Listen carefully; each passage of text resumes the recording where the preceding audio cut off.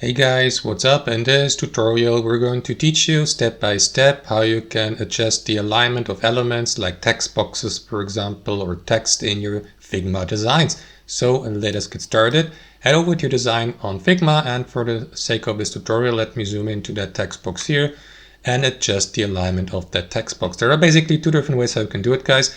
The first option would be to adjust the alignment of the given text box on the given page. For example, select the left alignment, right alignment, centered at the bottom or at the top. So what you want to do is simply left click into the given text box or element. It doesn't have to be a text box, of course, but let me go with that text box here for demonstration purposes. Select it with your left mouse, and here to the right you will see that customization panel. So you to adjust the position or alignment of the given element on the page, head over to position here and select your preferred alignment below, like align left, or use the shortcut Alt A, or centered, or to the right, and so on and so forth, or align to the top, align to the bottom, align in the center, and so on and so forth. So let me undo that really quickly and bring it back to its default position.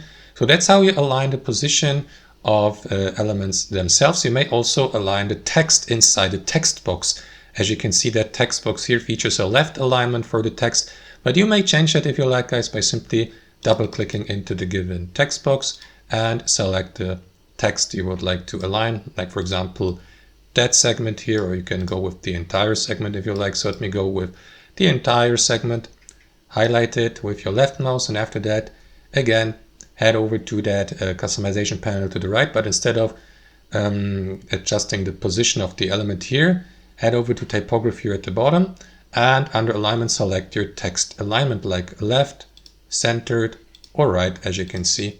And you may do the same for the verticality, just like that.